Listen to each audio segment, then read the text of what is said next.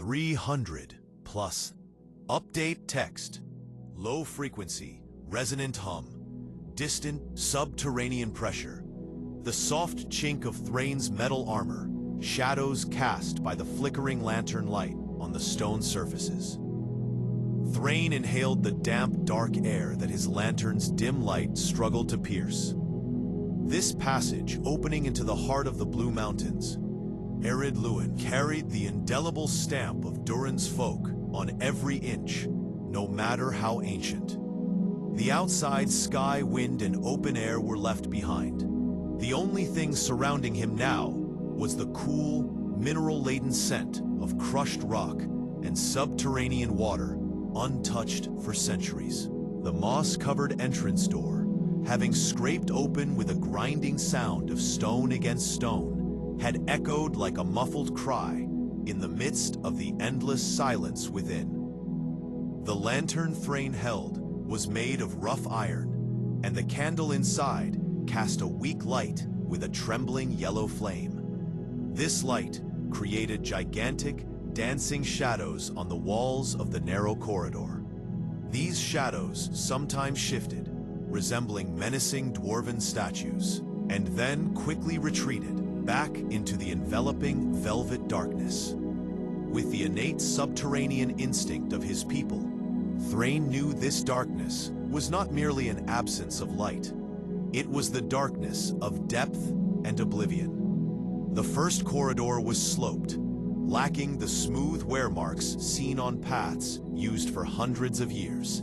This was not the main artery of a mine or the entrance to a settlement. It was more like a secret tunnel, hastily excavated and then masterfully concealed. Thrain proceeded, listening to the dull sound of his heavy leather boots with every step. The echo that followed his steps was shorter than expected. This indicated that the walls and ceiling had been acoustically designed in a strange way, as if sound was not meant to travel. After some distance, the corridor suddenly widened, leading him into what could be called the first hall. He raised his lantern. The ceiling was so high that the lantern's light could only illuminate the lower edges of a colossal dome. The top was completely lost in darkness. It was as if the sky itself had closed over this place. In the center of the hall stood a large, carved stone block. Thrain approached it, finding the surface smooth and cold. This block could have been an altar, a monument, or simply a map table. He leaned over the surface, gently wiping away the accumulated fine dust with the back of his hand. Beneath the dust, inscriptions carved with fine craftsmanship appeared. The script was neither the harsh lines of Khazad-dûm nor the flowing letters of the Westron tongue. These were symbols dating back to the founding days of Durin's folk, long before the War of Beleriand. They looked almost timeless. Thrain strained his mind to recall every forgotten syllable he had learned from his father, Thror, and the old miners in his youth. A dwarf's memory is strong, especially when it concerns lost treasures and ancestral wisdom. Finally, the symbols began to make sense, translating them in a low murmur. When the light fails, when the hum ceases, the depth of the heart, the lock unbinds. Not the voice of rings, but the pulse of the vein shall open the door of endless night. This riddle did not describe a physical door or a concrete lock. It was a test of intention, a requirement of a vow or spirit. Thrain now better understood why his father had entrusted him with the secrets of this place. This was a place not only for those with strong arms and a sharp pickaxe, but also for those with curiosity and silence. On the block, surrounding the riddle, was another thin indentation. Thrain took out of his pocket a plain iron ring that Thror had given him. A keepsake ring, without great power, but one his father had worn on his finger for centuries. He placed the ring into the indentation. It fit perfectly. Immediately afterward, the silence of the hall was broken. A slight click was heard, as if the mechanism inside had moved for the first time in millennia. A barely perceptible vibration, emanating from the base of the stone block, spread across the floor. Thrain felt a deep, metallic locking sound coming from beneath the ground. Straight ahead, on the far wall of the hall, a structure that had previously escaped his notice became visible. The surface of the wall seemed to be made of darker stone, which turned out to be a door of immense size. It had neither rivets nor hinges. Its surface was the color of a matte amethyst, which seemed to swallow the light. In the middle of the door was an elegant but powerful carving of a dwarven face. Its eyes were closed, as if sleeping peacefully. Just below the face, at chest level, was a natural fissure or hollow. Thrain reached out and touched it. The fissure was as smooth as human skin and cold. At that moment, he remembered the last line of the riddle, but the pulse of the vein. Thrain did not hesitate. Dwarves never hesitate in moments of difficult decisions. He swiftly scored his wrist inside his palm with a small but sharp tool. The steel, which lightly grazed the surface, left an instant sting. Warm, dark dwarf blood immediately dripped into the hollow. The warmth met the ancient cold.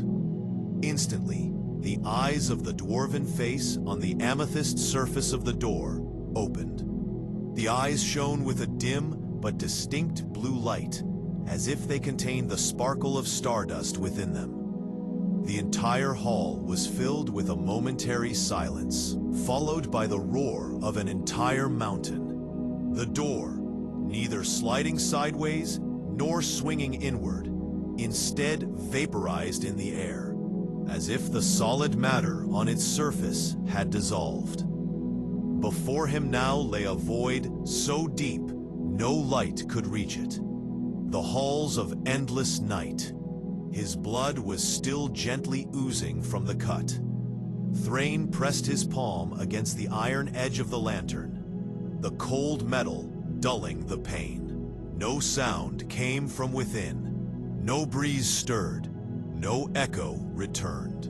There was only silence, an absolute vacuum. But Thrain, with the deepest part of his dwarven self, knew that this place was not empty. This was the cradle of a sleeping power. This was the place Thror had hidden, and Thrain had found. The first obstacle had been overcome. Thrain stared into the void before him. The edges of the open door were still faintly shimmering with blue light, forming the only sharp line against the infinite darkness within. This void was unlike any mine or hollow tunnel he had encountered before. Dwarven architecture is always founded on order, purpose, and usually sharp edges. But this passage seemed as if darkness itself had taken shape. It looked irregular and natural, yet this naturalness was like a work of art, spanning thousands of years. He lifted his feet and stepped across the threshold. Immediately afterward, the resonance behind the door ceased.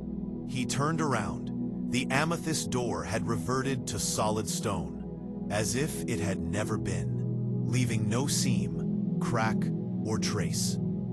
Thrain realized he was on a path of no return. This was not just an exploration, it was a commitment. The air inside was different from the cool, damp air of the first hall. It was dry, stagnant, and incredibly cold. When Thrain breathed, his lungs stung slightly, as if the air contained liquid ice instead of oxygen. The flickering light of his lantern could now only illuminate 10 paces ahead. The spread of the light seemed to be devoured, by the dense, heavy darkness surrounding him. After walking about 50 paces, the tunnel widened, and Thrain found himself in a deep, curved passage. He still could not see the ceiling, but the walls were within touching distance. The walls were made of a polished, obsidian-like stone. It was so black that the lantern's light was absorbed rather than reflected. Thrain placed his hand on the wall. The coldness of the stone passed through his gloves and settled in his bones. This passage was wide enough for thousands of dwarves to work simultaneously. Yet there were no traces of work here. No pickaxe marks, no signs left by iron tools. The walls looked as if they had been smoothed not by subterranean rivers, but by the flow of time itself. As Thrain advanced, he noticed that the walls were decorated with figures carved at rhythmic intervals. These were not as large as the magnificent columns of Khazad-dûm, but rather low, complex, and barely distinguishable reliefs. He brought his lantern closer to examine one. The figures were dwarven silhouettes, but not adorned with the usual armor or weapons. Instead, they were draped in flowing cloaks and intricate geometric patterns. Their faces, contrary to the typical dwarven beard, were completely smooth, and their expressions bore a deep serenity or exhaustion. Each of these statues held an object in their hands. One held a map of eternally sleeping sky. Another, a water droplet whose surface constantly changed. And another, a cracked piece of stone from which light slowly emanated. Thrain realized that these statues were not figures from the known mythology of Durin's folk. These must have been memories of an older, more mystical branch of dwarves who built the halls of endless night. Perhaps they were a race even preceding Durin himself, or another species that inhabited the underground when his ancestors first arrived in the Blue Mountains. He stopped before a statue and looked closely. It was the figure holding the cracked stone that emitted light. The cracks on the stone's surface were like the marks left by lightning in a night sky. With a sudden thought, Thrain placed his hand over the cracks. When he pulled his finger back, there was a very fine, sparkling residue on the tip of his glove, shimmering like gold dust. The gold dust quickly vanished between his fingers, but the sensation it left, unlike the cold stone, was warm and almost melodious. This discovery shattered the doubt in Thrain's mind. This was not a tomb or an abandoned mine. This was a library of dwarven art and knowledge, hidden deeper than even the glorious days of Moria. Thrain continued to move forward, descending deeper with every step. The passage gently sloped downward, and as he progressed, the scent of subterranean water increased. Yet it was not the smell of a swamp, but a fresh, clean, and iron-rich aroma.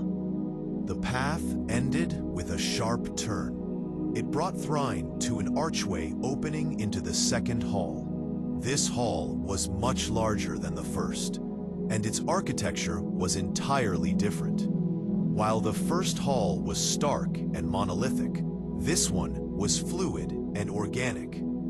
The ceiling consisted of hundreds of crystalline stalactites. These caught the lantern's light and scattered it around like thousands of tiny diamonds. It was as if a starry night sky had been trapped thousands of fathoms beneath the earth. In the center of the hall, surrounded by a low wall made of cut stones, was a large, dark, motionless pool of water. The water was completely still and so clear that Thrain could see his own reflection on the surface. The darkness behind the reflection concealed how deep the water was. At the edge of the water, leaning over the basin, was another statue, also made of polished obsidian. The statue depicted a dwarven woman. Dwarven female statues, rarely displayed publicly, were always crafted with the highest respect and artistry. This woman had graceful, long braided hair, a deep sorrow on her face, and in her hands, as she reached toward the water, she held a thin silver thread that slipped from her fingertips into the basin. The thread disappeared as soon as it touched the water's surface. Thrain knelt beside the statue. He smelled the water. It had neither taste nor odor, only a pure, cold presence. He scooped up a handful of water. As he held the water in his palm, he whispered a dwarven lament he didn't know, a dirge about a lost love, a distant home, or a treasure that could not be found. At that moment, the water's surface subtly rippled. A small, bright sapphire bubble rose from the bottom of the basin towards the surface. The bubble burst right beneath Threin's hand, leaving a tiny, sharp coldness. What remained in his palm was a small, perfect ice crystal, momentarily condensed from the basin's water. The crystal caught the light, bending it in a strange way. When Thrain looked into the crystal, he saw fleeting, rapid visions, just for an instant, of his home on the peaks of the Blue Mountains, the face of his father, Thror, and the smile of a young dwarven girl he had lost in his youth. The ice crystal quickly melted, leaving water in his palm. Thrain realized that this basin was not a common water source, but a gathering place for memories and visions. This was not merely a physical exploration, but a spiritual journey as well. Thrain rose from the edge of the basin of memories in the second hall, his mind filled with the momentary visions from the ice crystal. Seeing a young dwarven girl, a figure once present in his life, but long since lost, stirred an unexpected ache in his heart. This showed that he was not just a traveler, but an heir, and the burden he carried into these halls included the weight of his personal memories. The visions were blurry and brief, but they all shared a common thread: the sorrow of lost time. This whispered the true purpose of this place: to preserve memory. The halls of Endless Night were an archive built to safeguard the legends, triumphs, and losses of the dwarves deep underground, even when they had faded into oblivion in the world above. Walking along the walls of the basin, Thrain noticed thin, almost invisible copper veins flowing across the floor. These veins originated from the basin and flowed toward the far wall of the hall. For dwarves, copper held a deeper symbolism than gold. It represented craftsmanship, resilience, and the transmission of memory. On the wall where the copper veins converged, there was a massive, single slab of stone. This stone was unlike the amethyst door in the first hall. It was a smooth, gray, ordinary stone, yet its surface was incredibly dense. When Thrain held his lantern toward the stone, at the point where the light touched the stone, he saw a vibrating shadow on its surface.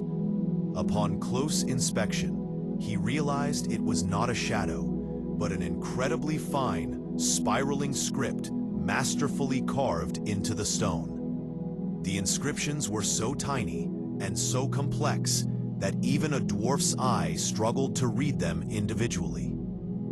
They looked more like the texture of the stone itself.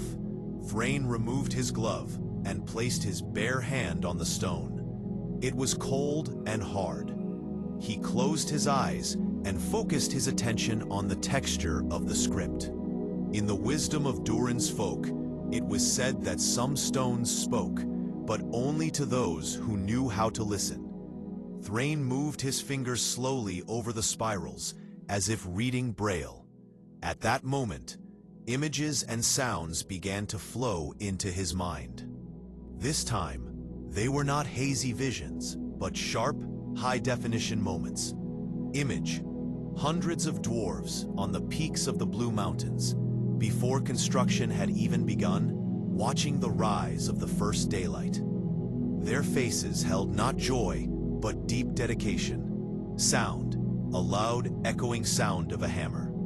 The hammer struck not metal, but the breast of the earth. With every strike, a vow was renewed. Text, a whisper in ancient Khazad-dûm. Every knowledge from our roots, every lost name, shall be kept in this night forever. We are the memory of the earth, until an heir comes to claim them. When Thrain pulled his finger away, the intense stream of information emanating from the stone ceased. He took a deep breath. This stone contained the chronicles of all the Blue Mountains dwarves. It was the master record of everything they had once possessed. And in these chronicles, there was a clue as to the true reason his father, Thror, had sent him here. Thrain brought his lantern closer to the stone again and fixed his eyes on a specific section of the chronicles. There, a passage, slightly thicker and more deeply carved than the rest of the text, was highlighted. This section spoke of the migration of the dwarves from the Blue Mountains to Erebor, the Lonely Mountain. The text stated that not only gold and precious stones were collected in Erebor, but also the secrets of these ancient halls in the Blue Mountains were carried there. A special artifact, referred to as the Heart of the Stone, Tashin Kalbi, was mentioned to have the ability to activate the knowledge of these halls and connect with other centers of knowledge in the depths of the earth. However, the text did not mention the exact location of the Heart of the Stone, concluding only with, "It was once the key to the greatest wisdom. Now it is the cause of the deepest quest of Durin's line. Until it is found, these halls will remain only a repository of memory. They will not awaken." A cold dwarven smile spread across Thrain's face. His father had given him a task, but it was not simply a mission to go and find something. This was a mission to rebuild the family legacy and the lost wisdom of Durin's folk. Thror had come here for wisdom, but now, Thrain had found the first clear sign that the true treasure of that wisdom might be hidden in Erebor, the very place Smaug reigned. The Arkenstone, the king's jewel. This indicated that all the expeditions to the Lonely Mountain, all the searches for gems, had a cosmic purpose far beyond them. Thrain rested his hands on the chronicle stone, bowed his head in reverence, and whispered into the darkness, "Endless night, now I know. Find the heart of the earth, and I will turn the whispers of these halls back into a mighty voice." This was the moment Thrain's mission in the Blue Mountains was completed, and his true, greater mission in the Lonely Mountain began. Chapter 2. The Roar in the Heart of the Mountain, Part A. Approximate 1,000 words. Low constant rumble of earth shifting far below. Faint sound of metal scraping against stone. Thrain securing his pack.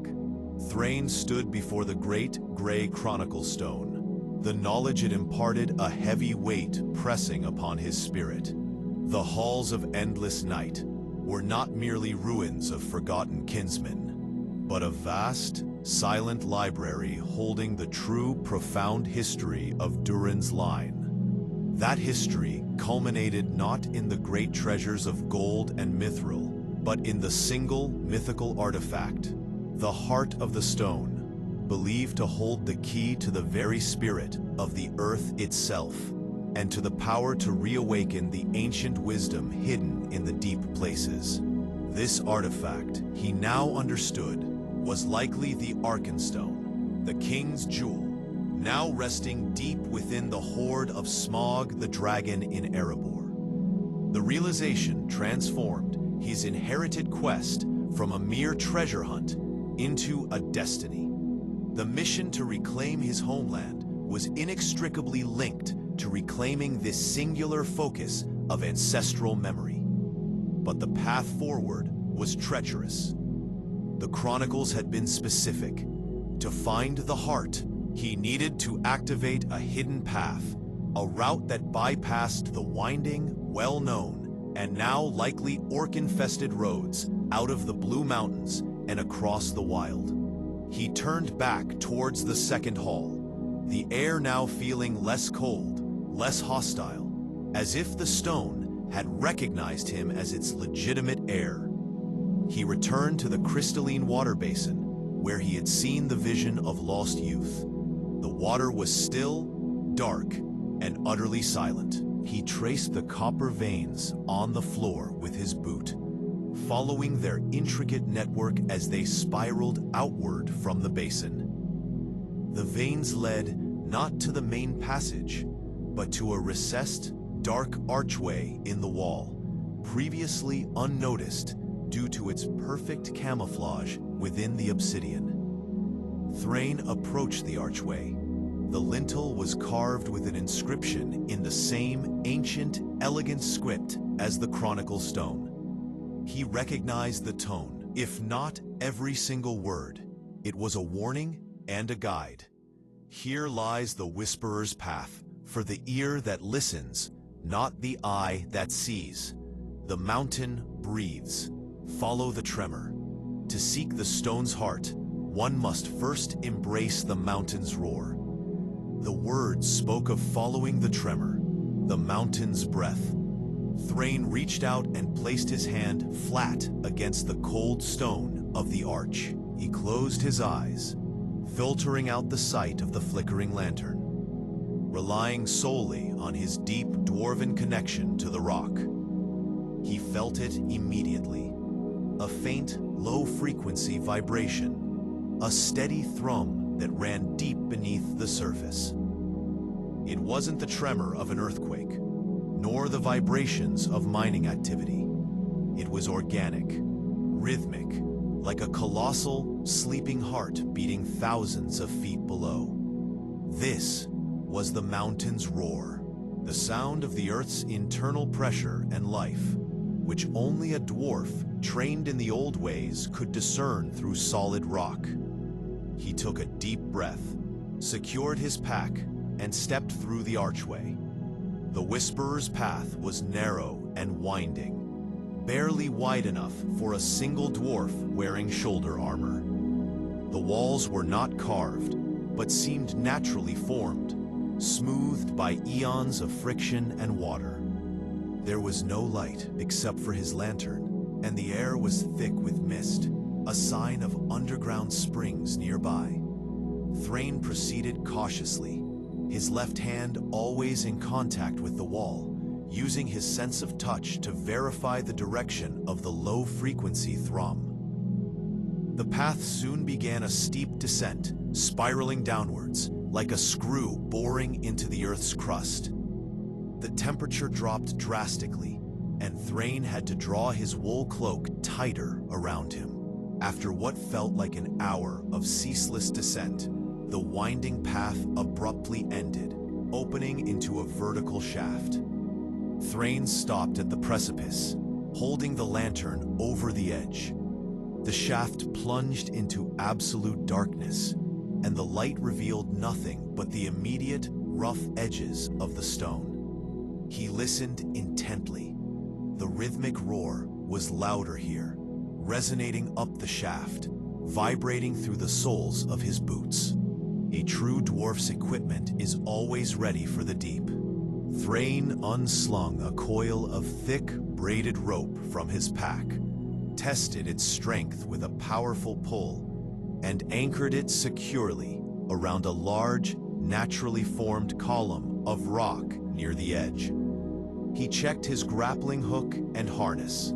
This was the moment of decision. The shaft represented total commitment, a plunge into the unknown depths that could lead to oblivion or to the vital passage spoken of in the chronicles. This descent was not about seeking gold.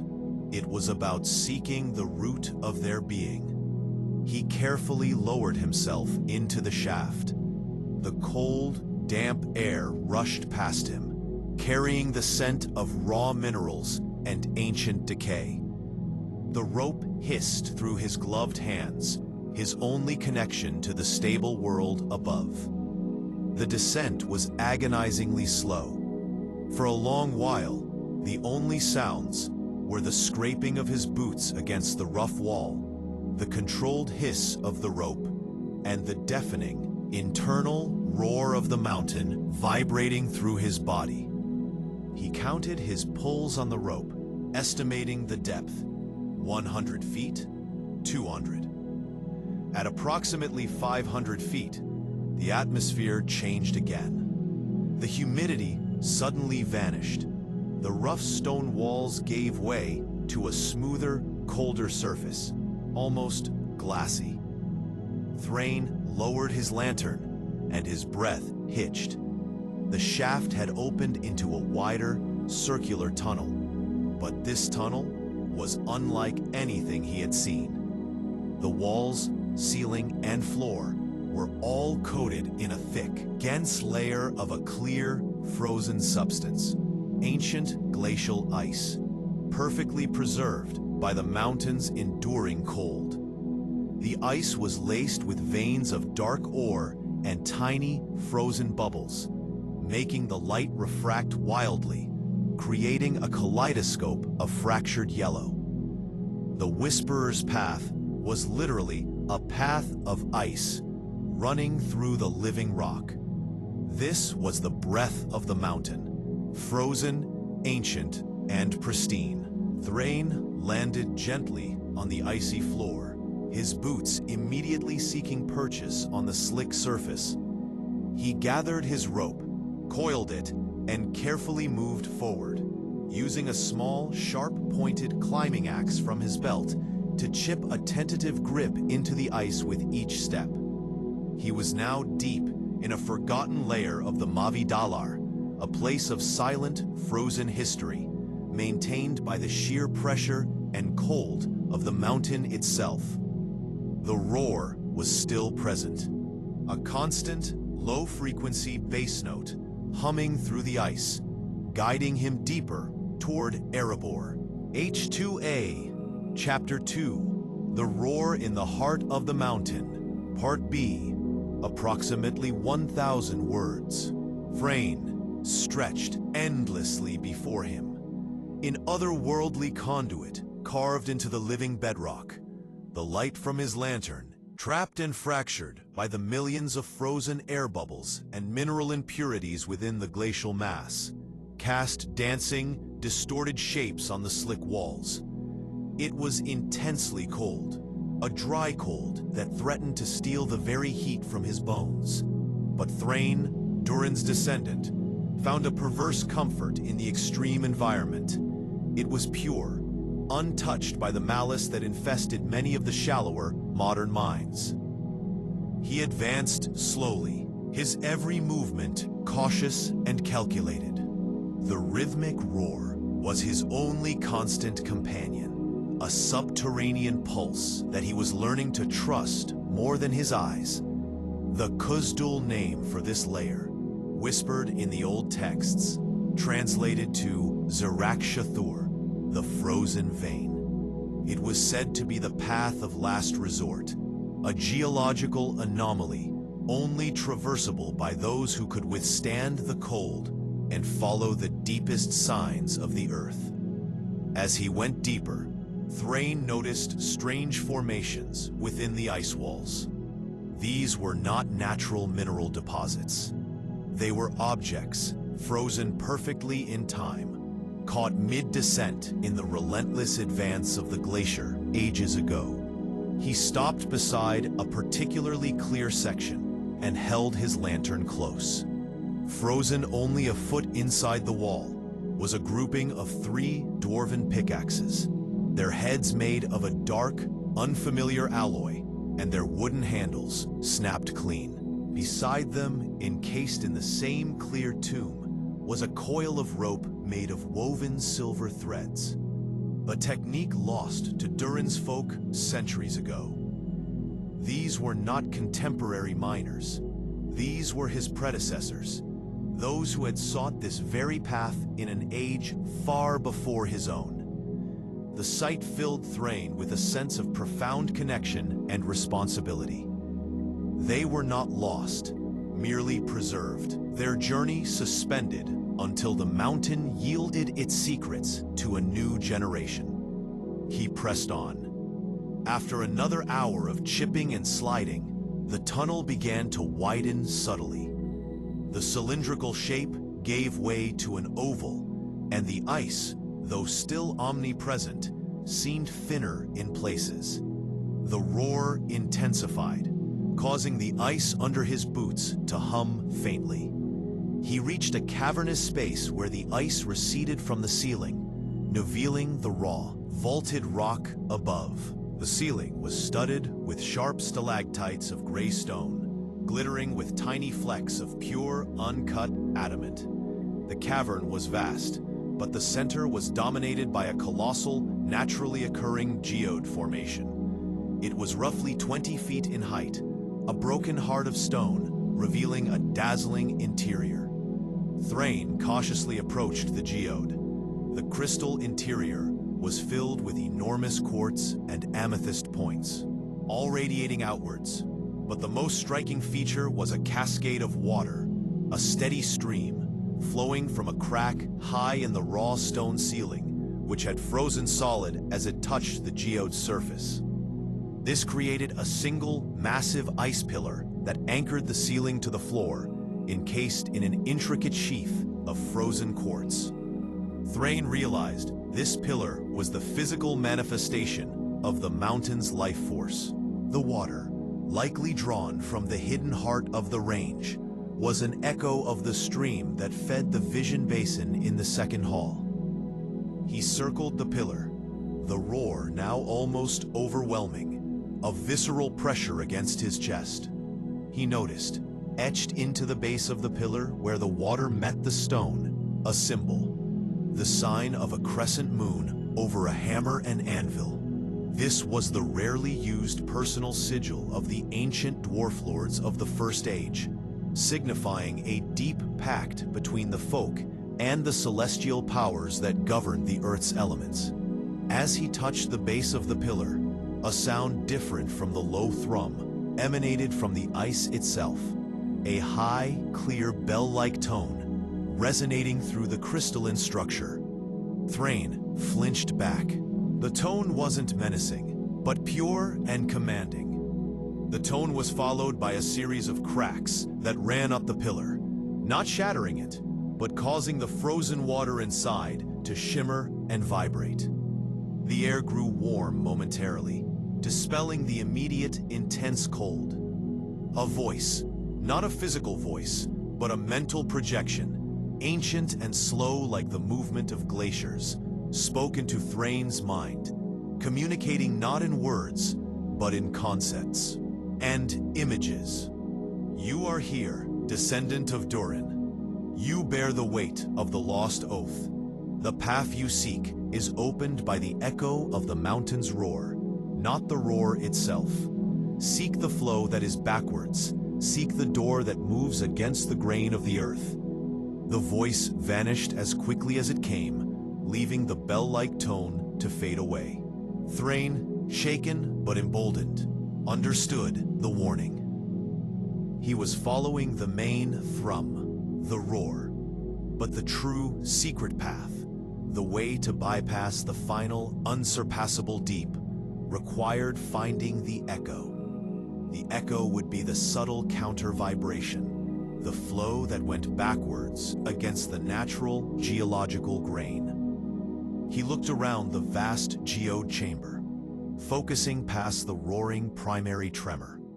The ice pillar stood in the center, the source of the temporary warmth and the voice. He now needed to search the frozen walls for the subtle signs of the backward flow, the geological anomaly that defied the mountain's natural structure and led to the final secret passage to Erebor. His journey was about to take its final, most difficult turn. ASMR atmosphere. Subtly increased thrumming as Thrain focuses. The gentle scritch of a metallic tool against ice. Then the sound of a large block of ice being dislodged. Thrain returned to the surrounding ice walls of the geode chamber, his senses sharpened by the ethereal communication. The challenge was precise. Find the echo, the subtle counter-vibration that defied the mountain's dominant roar. This required absolute silence of the mind, a deep immersion into the geological symphony of the arid Lewin. He pressed his ear against the clearest section of the ice wall. The dominant roar was a deep, low B-flat, a constant drone. But Thrain concentrated, pushing past the noise until he discerned a much fainter, high-pitched, oscillating frequency, a mere shiver in the massive volume of the mountain. This was the echo, the sound of a structural void or a unique material composition that carried sound waves differently, moving backwards against the flow of natural energy. Following the faint, high-pitched shiver, Thrain moved along the curve of the cavern wall. The sound grew slightly stronger, near a spot where the ice was noticeably cloudy and striated, suggesting the presence of a different mineral layer. He examined the cloudiness closely. It was not a typical vein of ore. It looked like a section of the ice was perpetually melting and refreezing, defying the logic of the extreme cold around it. He carefully chipped away a small section of the cloudy ice using his axe. As the layer broke away, a small patch of granite was revealed beneath, a type of rock that should not have appeared in this deep layer of the metamorphic Blue Mountains. This was the door that moves against the grain of the earth, the geological anomaly that the ancient voice had spoken of. The granite section was about 5 feet high and 3 feet wide, nearly rectangular. Its surface was covered in a bizarre, swirling pattern, not carved, but naturally occurring due to the unique combination of minerals. Dark iron oxide, contrasting with pale feldspar. In the exact center of this rectangle was a small, perfectly round indentation, just large enough to fit his iron remembrance ring. Thrain recognized the symmetry. The first door required blood and belief. This final door required identification and connection. He took the simple iron ring, Thror's gift, from his finger. As he pressed the ring into the indentation, the granite did not move. Instead, the entire block began to glow with a dull, internal red light. A light that seemed to pulse in time with the faint echo he had been seeking. The light quickly spread from the granite, seeping into the surrounding glacial ice. The ice did not melt. Instead, the red light illuminated the frozen tools and the silver rope of the ancient miners trapped in the walls nearby. But this time, the illumination was accompanied by a terrifying transformation. The ancient dwarves caught in the ice were momentarily rendered visible as shimmering, ghostly blue outlines, their silent, frozen faces now showing expressions of deep despair and longing. A new, agonizing sound filled the chamber, the ghostly, soundless screams of those who had passed this way before, their journey ending in the icy prison. They weren't malicious, they were trapped. Thrain stood firm, though the sight shook him to the core. He knew this was the final test, to face the sacrifice required for their collective dream. He felt a sharp mental command from the spirit of the mountain. Only the one who understands their failure may proceed. He closed his eyes and whispered, speaking to the frozen spirits. Your failure was not in your courage, but in your goal. You sought only wealth. I seek the heart of the stone to awaken the knowledge you died to protect.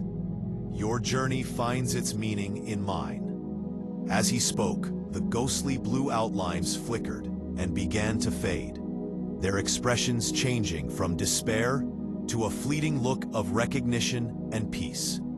The spectral screams subsided, replaced by the profound silence of acceptance. The light in the granite intensified to a blazing white, with a deep, grinding sound that superseded the mountain's roar.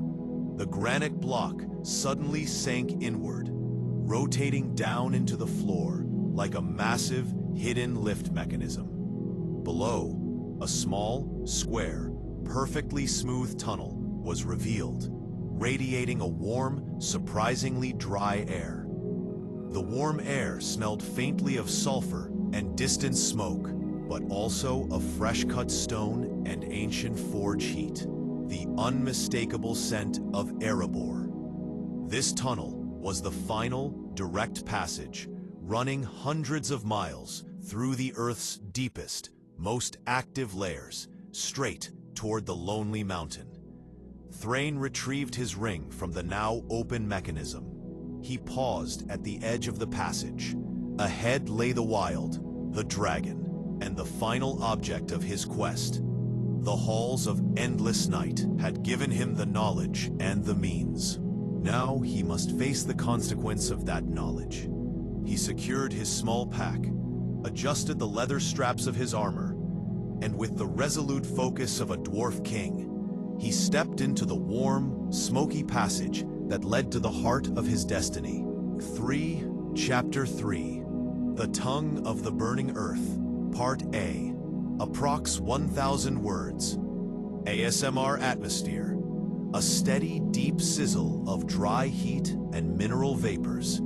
The rhythmic clank of Thrain's boots on metal grating, far-off echoing hisses. Thrain stepped fully into the newly revealed passage. The air here was not merely warm, it was hot, dry, and charged with an almost metallic energy. It was the air of the deep earth, the realm of magma flows and ancient pressure. This tunnel was the deep road to Erebor, a route known only to the original architects of the Blue Mountains halls, bypassing all the dangers of the surface and the twisting dangers of the Misty Mountains. The passage was surprisingly uniform and perfectly straight, a feat of engineering that dwarfed even the achievements of Khazad-dûm. It was lined with dark, smooth stone, a naturally occurring mineral resistant to the intense heat and pressure of this depth. The floor was covered with heavy, intricate iron grating, designed to allow heat and vapors to dissipate while providing secure footing. As Thrain walked, his lantern seemed unnecessary. The tunnel was faintly illuminated by a constant, dull red glow emanating from the very stone walls. It wasn't firelight, but the visible heat radiation of the deep earth itself. Thrain had never felt such raw, unrestrained geothermal power. He had descended from the domain of ice and memory into the domain of fire and action. His first hour was spent simply walking, letting his eyes adjust to the perpetual red twilight. The heat was oppressive, forcing him to unfasten and roll up the sleeves of his heavy wool shirt. His dwarven physiology, naturally resistant to heat, was tested to its limit. He drank deeply from the water flask he carried, knowing that hydration would be a constant battle here. The monotonous environment was broken only by the continuous sounds of the deep, the steady sizzle of mineral gases escaping through microfractures in the stone, and an occasional, alarming gurgle from below the iron grating, the sound of liquid rock moving in the chasms beneath the tunnel floor. As he walked, Thrain began to notice patterns in the stone walls. In the deeper red glow, he could discern faint carvings, etched with tremendous skill and precision. These were not the historical chronicles of the Blue Mountains, but geological diagrams and elemental formulae. They were the secrets of the earth itself, recorded by the earliest dwarves. He stopped at a section where the carvings were particularly dense, depicting complex interlocking circles and arrows. It was a diagram showing the movement of tectonic plates and the energy flows that created mountains. An accompanying inscription in the same ancient Khazad-dûm spoke of the strong tongue of the burning earth, /M parentheses. The dwarf speaks with the stone, but the stone speaks with fire, and it will reveal the paths of the veins, the flow of the gold, and the resting place of the great stone heart. This deep road was not just a passage, it was a tutorial, a final lesson designed to be learned by the one who reached this far. To find the Arkenstone in Erebor's massive hoard, he needed to understand how the earth created the Arkenstone's material wealth in the first place. Thrain spent precious time studying the diagrams, his inherited knowledge of mining and geology suddenly coming into sharp focus. He learned to identify the subtle shifts in the tunnel's red glow. A sudden flare of orange meant a high concentration of iron ore nearby. A faint pulsing blue indicated a pocket of pure, dense crystal. He was learning to read the veins of the earth as if they were lines on a map. The intensity of the heat increased sharply as he proceeded, and the iron grating underfoot began to grow almost painfully warm. He estimated he must be deep beneath the most central, ancient part of the Middle-Earth continent, far below the surface turmoil. The tunnel suddenly widened into a small, dome-shaped chamber, a resting station. In the center stood a single, squat pillar of granite, a cooling contrast to the surrounding hot stone. Set into the granite was a bowl containing a small pool of crystal-clear, bubbling water. Thrain, exhausted and dehydrated, immediately approached the granite pillar. The water was cool to the touch. He drank cautiously. It was pure, sweet, and incredibly revitalizing. It was a perfectly engineered, self-sustaining geothermal water source, proof of the immense skill of his forefathers. Above the water bowl, carved into the granite, was a warning. The fire gives strength, but demands a toll. Take what you need, but leave the earth what it desires. Only balance allows the journey to continue. Thrain understood the principle. He was taking the mountain's stored energy in the form of water and a direct path. He must give back something of equal value. Not necessarily gold, but respect and focus. He sat down near the cool granite, pulled out a small, highly polished piece of mithril ore he carried, a gift from his youth in Khazad-dûm, and gently placed it beside the water bowl, a silent offering to the sustaining power of the deep.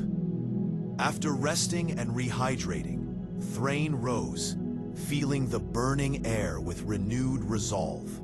The tunnel continued on the other side of the resting station, but now it was different. Instead of a solid iron grating, the floor was covered by a thick, dark sand, a fine layer of volcanic ash and pulverized stone. His steps became muffled, the comforting clank replaced by a soft crunch and a plume of fine, warm dust with every stride. He was entering the more unstable, active zone of the deep road. Chapter 3, The Tongue of the Burning Earth, Part A, approximately 1,000 words. Chapter 3, The Tongue of the Burning Earth, Part B, approximately 1,000 words. ASMR atmosphere, soft, rhythmic crunch of boots on hot volcanic sand, the sound of Thrain's leather rubbing, a faint, metallic ping of escaping gas. The deep road now wound through layers of volcanic ash and solidified magma. The raw, internal red glow of the tunnel intensified, fluctuating in brightness and color. The air, though still dry and intensely hot, now carried a distinct, sharp scent of strong sulfur and ozone, signaling an increased proximity to the mountain's active core. Thrain found the walking slower and more taxing in the deep sand, but the silence of his steps offered an advantage. He could hear the slightest geological changes. The wall carvings became less abstract and more focused on Erebor itself. He saw detailed cross-sections of the lonely mountain, showing the paths of its deep, internal veins. Period. One carving in particular caught his eye. It depicted Erebor not as a solid peak, but as a hollow shell surrounding a central, heart-shaped void. Running through the rock of the mountain, converging on this void, were three distinct braided lines, labeled gold, gems, and the sunstone. The inscription below read, "The mountain's wealth is drawn by three paths to the resting place of the king. Gold flows with the heat. Gems crystallize where the pressure is greatest. But the sunstone, the heart, resides at the intersection of absolute silence and absolute light, where the mountain's flow ceases." This was the key to locating the Arkenstone, the Sunstone, which his ancestors must have brought down from the Blue Mountains and hidden deep within Erebor before Smaug's arrival. It wasn't merely the largest gem. It was a cosmic focusing point, an ancient relic of the Earth's own light, placed at the peak of the mountain's greatest treasure room. Smaug, in his greedy ignorance, likely only perceived its value as a large jewel, unaware of its true, mystical purpose as the key to the halls of endless night. As Thrain processed this crucial information, the tunnel floor began to slope steeply downwards. The volcanic sand gave way to a slick, black, obsidian-like surface. He was entering a zone of compressed volcanic glass. The heat was becoming unbearable, radiating up from the floor, and the air was thin and heavy. He had to move faster. The path became a series of twisting turns, designed to avoid the most unstable tectonic faults. He passed several chambers where the walls were covered with a crust of bright yellow and green sulfur crystals. Beautiful, but terrifying evidence of the toxicity of the environment. At one point, the tunnel opened onto a narrow ledge, overlooking a vast, fiery abyss. Thrain stopped, instinctively pressing himself against the cool side wall. Below him, thousands of feet down, was a slowly moving, molten river of lava, illuminating the entire chasm with a hellish red-orange light. The heat coming from the chasm was so intense, it felt like a physical blow. This was the tongue of the burning earth, speaking its loudest. The air here was a swirling vortex of heat and toxic gases. Thrain's eyes, protected by a lifetime spent in mines, still watered from the sheer intensity of the light and heat. He noticed that the ledge he stood on was not carved, but was a natural projection of a harder, silver-gray mineral, likely a rich mithril vein, running perpendicular to the chasm. This mithril vein was protecting the path from the ravaging heat of the magma flow below. This was a direct, visceral lesson in dwarven craft, utilizing the hardest, purest materials to survive the Earth's most violent tantrums. He quickly crossed the terrifying ledge, his metal boots dangerously hot, even on the mithril vein.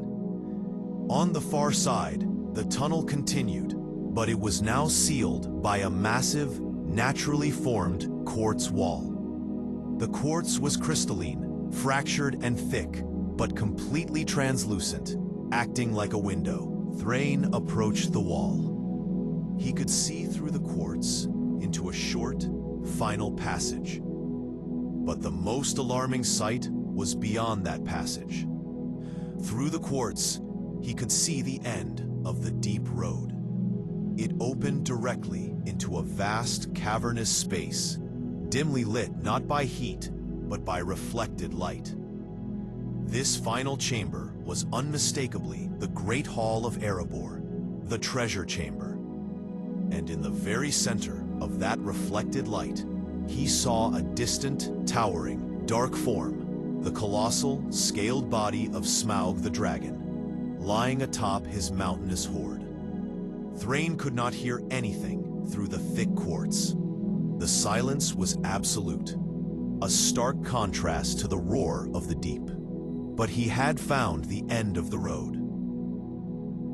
The final barrier was not a riddle or a depth charge, but a wall of crystalline silence separating the ancient knowledge of the Arid Luin from the brutal reality of the dragon. Chapter 3, The Tongue of the Burning Earth, Part B, approx 1,000 words. Chapter 3, The Tongue of the Burning Earth, Part C, approx 1,000 words. ASMR atmosphere. Absolute, crushing silence. The only sound is the slight hiss of Thrain's breath against the cold quartz, followed by the soft chime of crystal striking crystal. Thrain stood transfixed by the sight through the quartz wall. The silence emanating from the other side was terrifying. The deep road had been a symphony of geological noise, the roar, the sizzle, the crunch. But now, facing the dragon's lair, there was only the sound of his own existence against the thick crystal. This was the absolute silence mentioned in the chronicle. He estimated the quartz wall to be at least 10 feet thick, acting as a natural, geological barrier formed over millennia. There was no visible seam, no door mechanism. It was a solid, transparent conclusion to the deep road. He touched the quartz.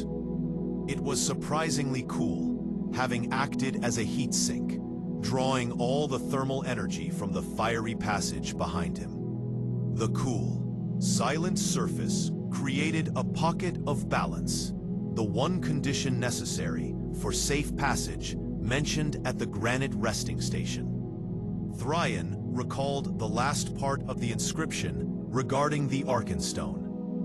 Resides at the intersection of absolute silence and absolute light, where the mountain's flow ceases. The silence was achieved by the quartz barrier. The absolute light must refer to the Arkenstone itself, the Sunstone, which he could not yet see, but which was the radiant heart of the entire mountain's wealth. He needed to be physically present at that intersection to activate the next stage of his quest. The quartz wall, however, defied brute force. No ordinary dwarven tool could breach 10 feet of natural crystal without months of work, and the noise would instantly rouse Smaug. Thrain needed a solution based on the tongue of the burning earth, a geological solution. He scanned the wall, his eyes searching the fractures within the quartz. He noticed one tiny, hairline fracture running diagonally across the crystal. It was filled with a dark mineral, almost invisible against the black volcanic glass behind the quartz. He realized the fracture was not a flaw. It was a natural seam, deliberately used by the ancient builders. He reached into his pack and withdrew a small, ornate mithril hammer, a personal tool, delicate but incredibly hard. He focused his mind, remembering the diagrams of crystalline flow and energy dispersal he had seen on the tunnel walls. He had to hit the quartz with the correct frequency to destabilize the seam, rather than simply hitting it with force. Thrain tapped the hammer against the quartz, not near the seam, but at a point where the energy would be transmitted most efficiently. The top left corner. Clink. The sound was a soft, pure chime, echoing eerily in the surrounding silence. A sound that would travel deep into the quartz, but not out into the Great Hall. He tapped again, slightly harder, at the exact same spot. Clink. The hairline fracture began to glow faintly with the heat from the passage. Thrain was using the deep heat of the earth to thermally stress the seam. He struck the point a third time, pouring all his focus into the frequency and rhythm of the blow. Clink. The seam did not crack further. Instead, the entire 10-foot thick quartz wall began to shimmer violently. The mithril hammer had resonated with the internal structure of the quartz, causing the dark mineral seam to heat and vaporize instantly. With a final, gentle sigh of escaping gas, the quartz wall rotated inwards on an axis previously hidden within the seamless stone, revealing a final, short, dry passage on the other side. The passage was lined with polished black marble and illuminated not by heat, but by the cold, reflected radiance from the dragon's lair. Thrain stepped through the rotating doorway. The dry air of the deep road immediately mixed with the stale, dust-filled, silent air of Erebor's treasure chamber. The marble passage led only 30 feet before ending abruptly at a massive, carved stone lintel. He peered around the lintel. The sight was overwhelming.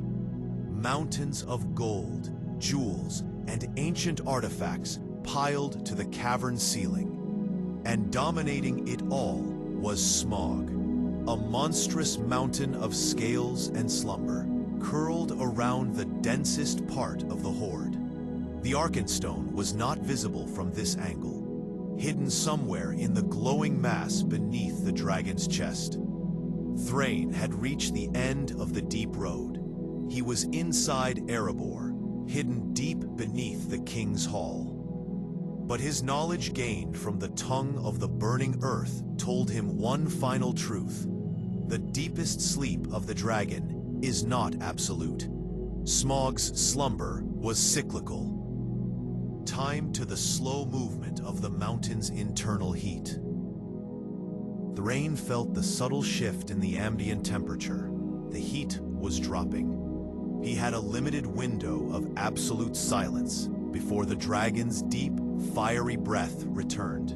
His heart pounded against his ribs, the only sound he dared not make audible to the beast. The quest for the heart of the stone was now a razor's edge walk into the mouth of true danger. 3. Chapter V. The Path of Grief. Part A. Approximately 1,000 words. ASMR atmosphere. Low, grinding sounds of the dragon's scales against gold. Thrain's frantic, shallow breaths. The distant, echoing drip-drop of water in the vast cavern. Thrain lay flattened against the cold, hard gold of the hoard. The warmth of the deep road quickly fading from his body. The Arkenstone, now safely tucked into his inner cloak, felt like a cold, heavy anchor against his chest. It was pulsing faintly, a low, barely perceptible thrum that only a dwarf could sense, a silent promise of the power he now carried. Smaug was awake. The colossal dragon, disturbed by the sudden flash of pure light, was not moving with the slow geological rhythm of his sleep, but with an agitated, serpentine haste. The noise of his scales raking against the mountains of gold was deafening, a terrifying sound of metal protesting against overwhelming force. "Where is it? What touched my precious?" The dragon's voice rumbled, not in a mere roar, but a deep, cultured, yet fundamentally malicious whisper that vibrated the very air in the cavern. The words, though ancient, were clear. carrying the chilling intelligence of a creature that enjoyed its wickedness. Parenthesis. Smaug was searching the horde, his enormous head sweeping across the gold, his amber eyes blazing with concentrated fury. The heat radiating from the dragon's nostrils was intense, briefly warming the area where Thrain lay hidden. He needed the final escape path, a secret route mentioned in the deepest layers of the Chronicle, known only to the Dwarf Kings, designed for the exact moment of an unwinnable siege. He remembered the diagram, a narrow, carved stairwell hidden beneath the ancient throne of Thror, which led to a tunnel exiting high on the south side of the mountain.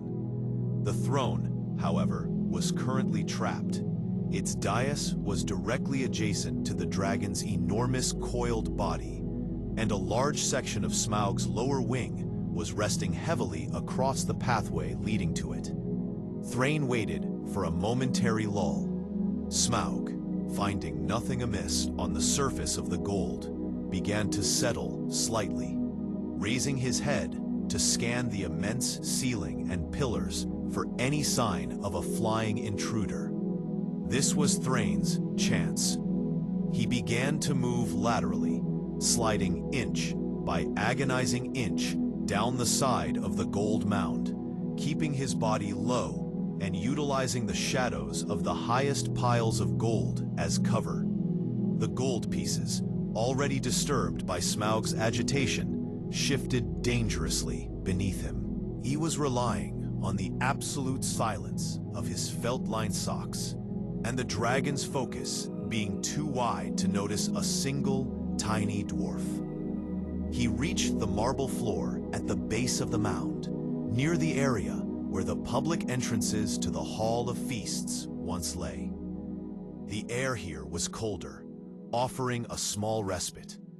He darted into the deeper shadows of a collapsed archway, then began to crawl rapidly towards the throne dais. The path was filled with debris, broken shields, ancient standards, and chunks of shattered stone. Thrain moved with the speed of desperation, his hands and knees pressing against the cold marble. He reached the edge of the dais, a raised platform where the great kings of Erebor once presided. The throne itself was still intact, a massive seat carved from a single block of black basalt. But between Thrain and the throne lay the dragon's wing. It was a terrifying barrier, a vast, membrane-like surface covered in smaller, sharp scales, emanating intense heat and occasionally twitching in the dragon's restless state. Thrain could not go around. He would be exposed in the light. He had to go under. He spotted a gap, barely wide enough, where the wing's massive elbow joint was slightly lifted off the ground due to the uneven stone of the dais. He gripped the cold basalt, bracing himself, and slid forward. The air beneath the wing was suffocating. The heat was scorching, and the scent of burnt sulfur was overpowering. Thrain felt the sharp points of the scales scratch against the metal studs of his armor as he pushed himself through the narrow gap. A deep guttural sound escaped Smaug's chest, a shifting of air, a muscle relaxing. Thrain froze, trapped halfway. The immense weight of the wing was inches above his back. He forced himself forward, finally emerging on the other side, just beneath the shadow of the throne. He paused, gasping silently for breath, his skin slick with sweat. He was safe for the moment, but directly behind the dragon's head. He reached out and felt the cold basalt of the throne's base. His fingers searched for the specific seam, the hidden release mechanism. He found it, a tiny, almost invisible runic button, disguised as a flaw in the stone carving. He pressed it with the tip of his finger. A low, gentle hiss came from the stone. The throne did not move, but the entire dais floor, immediately behind it, began to sink, revealing a dark, narrow stairwell leading downwards. The Path of Grief. Chapter 5. The Path of Grief. Part A. Approximately 1,000 words. The Path of Grief. Part B. Approximately 1,000 words. 1,000 words. SMR. Atmosphere. Quick, muffled steps on stone stairs. A continuous, low-level screaming sound carried by the tunnel's acoustics. The dry, sandy sound of Thrain scraping against the narrow wall. Thrain slipped into the open stairwell as swiftly and silently as he could. The sinking dais reversed its movement, sealing the entrance, just as Smaug let out a massive, thunderous sigh, a plume of smoke that filled the main hall, engulfing the throne in a momentary, acrid fog. Thrain was gone. The Path of Grief was a descent into true ancestral despair. It was clearly a route built by those who knew they would not return. The stairs were worn smooth by the passage of time and sorrow, leading in a tight spiral deep beneath the main chambers of Erebor. There was no light here, save for the weak glow of Thrain's relit lantern, casting shadows of sorrowful, kneeling dwarven figures carved into the corners of the walls, the last memorial. As he ran, the acoustics of the tunnel began to play tricks on his mind. He began to hear a distant, continuous sound carried up through the deep stone. It was a high, thin, almost musical sound that morphed into something terrifying. The screaming of the thousands of dwarves who died when Smaug first struck, their final agony trapped in the structure of the mountain. This was the grief the path was named for. The sound was the mountain's permanent, echoing memory of its betrayal. Thrain pressed on, ignoring the psychological assault. The Arkenstone in his cloak was a cold counterpoint to the grief. Its faint thrum, a reminder that the future was more important than the past. The winding stairs gave way to a rough, horizontally carved tunnel that was barely a crawl space. It had clearly been intended as a stealth path for a single fugitive, not a main route. Thrain was forced to discard his remaining leather padding and crawl, his armor grating against the rough, sandy stone. The air here was drier than anywhere in the mountain, thick with the dust of pulverized granite. He crawled for what felt like hours, the heat from the dragon's presence slowly dissipating as he moved deeper into the mountain structure. The tunnel, however, was not empty of life. He began to notice signs of recent activity, small scuttling footprints in the dry sand, and strange, pale symbols painted on the tunnel walls with some sort of phosphorescent moss. These were goblin-orc markers, indicating that this deep path, or at least branches leading off it, was now being used by the foul creatures infesting the Misty Mountains, who often burrowed into the roots of neighboring ranges. Thrain stopped, drawing his short-hafted battle axe. The danger had shifted from a single massive threat to numerous hidden ones. The path of flight was now a warren of potential ambushes. He moved forward with heightened caution, the axe held ready. The tunnel took a sharp turn, opening into a small, naturally formed chimney, a narrow, vertical shaft leading straight up. This was the final ascent to the exterior. But the chimney was blocked. A heap of rough-hewn stone and debris had been piled up at the base, and amongst the stone lay the slumped, decayed bodies of two large goblins. They had been killed recently, their weapons, crude axes and poisoned daggers, scattered beside them. Thrain approached the bodies carefully. He recognized the nature of the wounds. They were not dwarven cuts. The goblins had been slashed cleanly, almost surgically, by some other creature, perhaps a deep-dwelling orc commander or an unknown thing of the shadows. The air, already dry, now carried a faint, acrid scent of corruption and ancient cold. As Thrain began to clear the debris to ascend, he saw a flash of movement in the deepest shadow of the chimney wall. A sound, a dry, rasping whisper, broke the tunnel's silence, a voice that seemed to cling to the rock itself. "Ah, found something precious, dwarf? Something that belongs to the deep places?" Though the voice was thin, unnervingly high, and steeped in immense age and hunger. Thrain spun around, axe raised, his lantern held high. The light fell upon the creature emerging from the shadows. It was a being of horrific emaciation and unnatural agility. Its skin pale and stretched tight over its bones. Its eyes were wide, lidless, and glowed with a sickening yellow-green light in the dark. This was no orc. This was one of the cursed, fallen things of the ancient world, a creature that had spent too long in the shadows and had become a host for the lingering evil of the earth.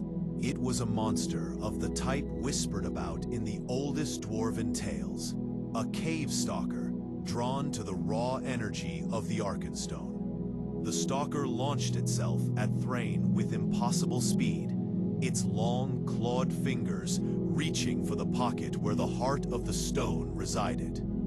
Chapter 5, The Path of Grief, Part B, approximate 1,000 words.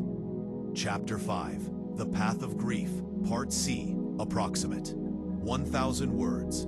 ASMR atmosphere. Rapid, sharp sounds of metal against bone/stone. Heavy fighting grunts. The stalker's dry, raspy breathing, followed by the chilling crack of ice and the whistle of cold wind. The cave stalker was unnervingly fast. Its motivation was clear: the Arkenstone. The creature had pursued the flow of power through the deep tunnels, following Thrain and the light he carried. Thrain parried the initial attack, deflecting the creature's claws with the haft of his battle axe. The force of the blow was surprising, bone-jarring. The stalker, however, barely reacted to the impact, its gaunt body seemingly impervious to pain. It fought not with strategy, but with frenzied, starving desperation. The fight was a brutal, silent dance in the tight confines of the escape tunnel. Thrain, a master of dwarven close-quarters combat, utilized the narrow walls, pinning the creature against the stone whenever possible. But the stalker's speed was its greatest weapon. It darted in and out of the faint light, its glowing eyes the only consistent target. The stalker ignored Thrain's head and limbs, constantly aiming for his chest, where the Arkenstone was concealed. In a brief moment, when Thrain was forced to brace himself against the wall, the creature's claws raked across his chest armor. The mithril plating held, but the impact left deep, searing grooves. Realizing the creature would not yield, Thrain changed tactics.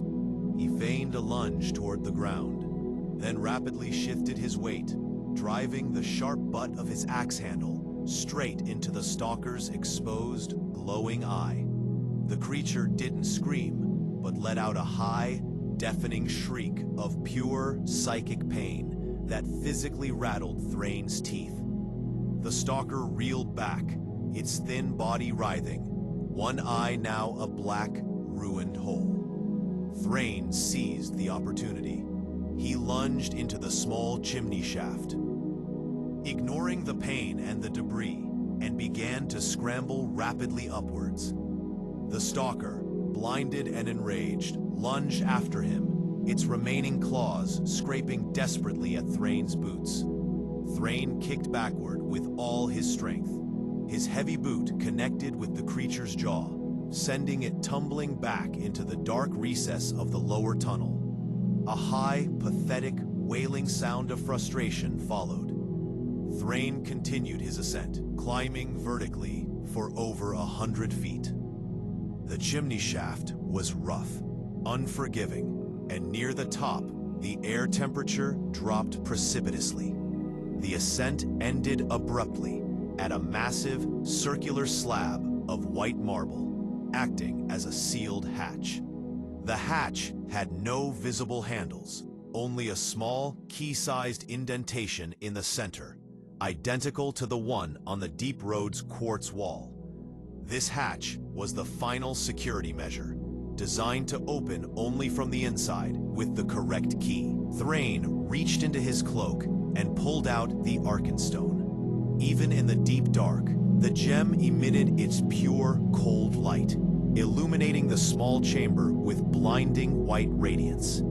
He placed the heavy stone into the indentation. The stone fit perfectly. With a powerful, crystalline chime, the white marble hatch did not slide or lift, but instantly cracked into thousands of perfectly shaped facets. The central column of the Arkenstone's light shot upward, instantly melting the final, invisible layer of ice and debris, sealing the exit. A blast of cold, pristine mountain air rushed down the shaft, carrying the scent of pine and fresh snow. Thrain quickly grabbed the Arkenstone, replaced it carefully in his inner pocket, and pulled himself through the cracked opening. He emerged not into a grand doorway, but onto a narrow, snow-dusted ledge high on the southern face of the lonely mountain. Below him stretched the vast, empty plains of the Dale region, blanketed in winter snow. The sun was setting over the far horizon, casting long, purple shadows.